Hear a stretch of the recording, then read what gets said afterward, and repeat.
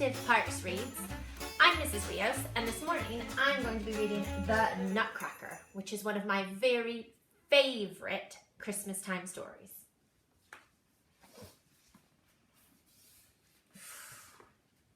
The Nutcracker.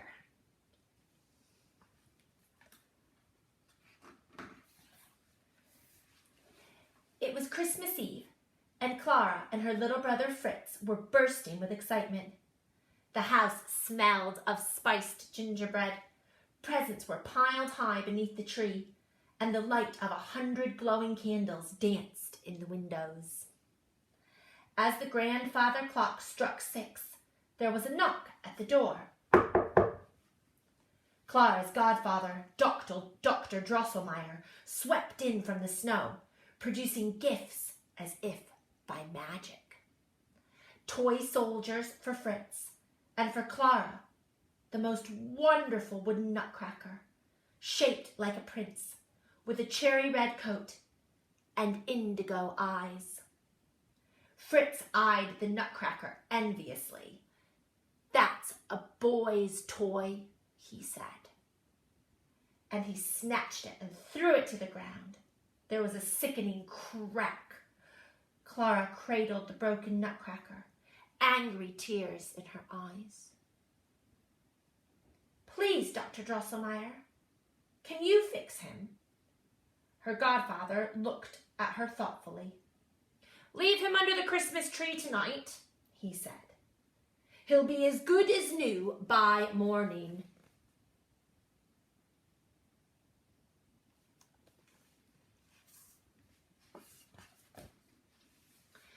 Just before midnight, Clara woke with a start. "My nutcracker," she remembered. "I wonder if he's fixed yet." By the light of the moon, she slipped out of bed and slowly, softly, tiptoed downstairs to find her wooden prince. The house was silent, apart from the creaking of the stairs and the tick-tock of the grandfather clock. But as Clara stepped into the hallway, there was a deafening dong! The clock struck the first stroke of midnight, and the house began to shake. Right before her eyes, the Christmas tree began to bristle and creak and grow. Taller and taller and taller still. She looked for her nutcracker, but he was nowhere to be seen. Then she heard a rustling and scuttling coming from upstairs. She looked up, and 1,000 pairs of gleaming eyes glared back at her. Mice! But these were not ordinary mice. They were almost as big as Clara, tumbling down the staircase like a whiskery, squeaking waterfall.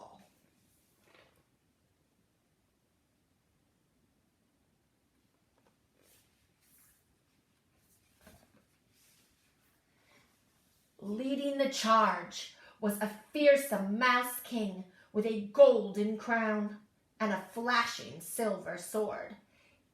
"Get the sweets," he ordered, and the mice scuttled to every corner of the room. "I'll take care of the girl." "Not so fast," came a voice. Clara turned, and it was her nutcracker. Now as tall as the Mouse King, he stood with his wooden arms crossed at the head of an army. Behind him were toy soldiers, gingerbread men, and dolls, assembled in neat rows, ready to fight. "Attention!" he cried, and his soldiers snapped their heels together. "Ready, forward, march!" The Nutcracker's army stamped towards the mice. Up, 2, 3, 4. Up, 2, 3, 4. Clara held her breath as the soldiers brandishing their swords and the mice gnashed their teeth. But suddenly, the Mouse King knocked the Nutcracker's sword from his hand. "No!" cried Clara. How could she save him? In desperation, she took off her slipper and hurled it at the Mouse King as hard as she could.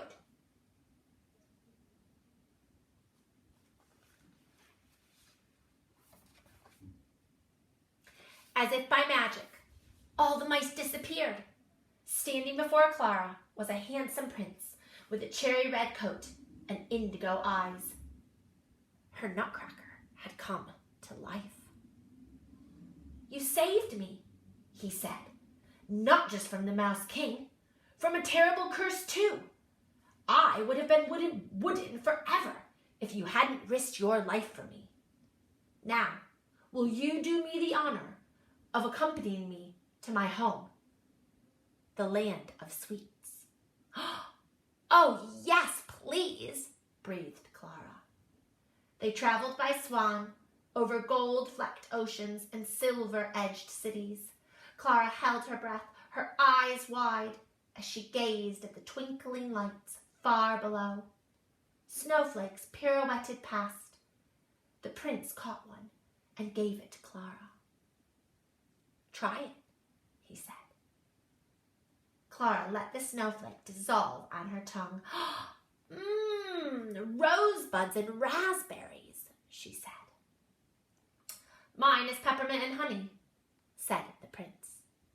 "Every snowflake tastes unique."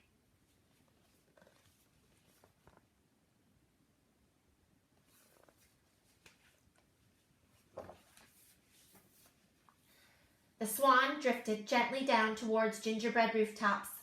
"Welcome to the land of sweets," said the prince.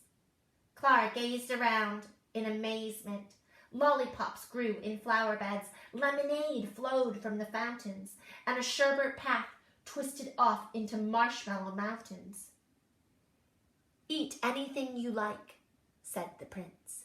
"It's all delicious." Clara tried a blade of grass. It tasted of lime and mint and lazy summer afternoons. "Follow me," said the prince, leading her across a blueberry river. Rising up before them was a wafer palace topped with marzipan turrets. "This is where I live," said the prince, "and you are my guest of honor." As they crossed the candy cane bridge, a fairy in a spun sugar dress came out to greet them. "How do you do, Clara?" she said. "I am the Sugar Plum Fairy. Come quickly. You're late for the ball."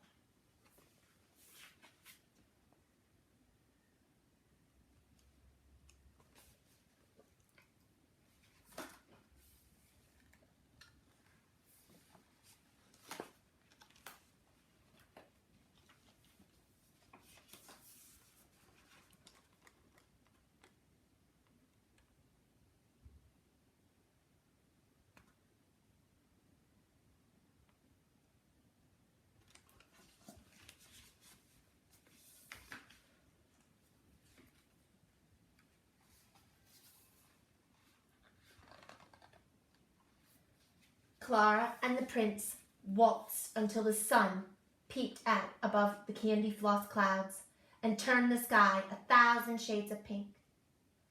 Then Clara knew it was time for her to go home. As the prince helped her onto the swan's soft back, she asked,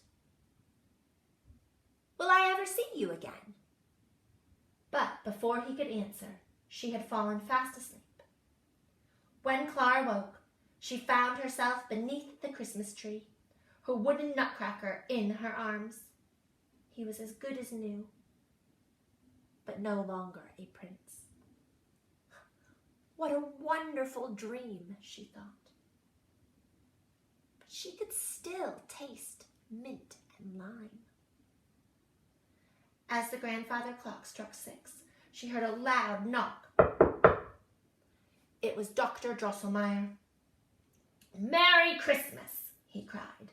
"I've brought someone to meet you, Clara. This is my nephew." Standing before Clara was a young man with a cherry red coat and indigo eyes. He was handsome enough to be a prince.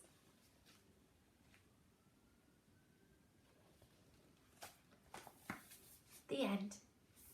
I hope you enjoyed that festive read of The Nutcracker.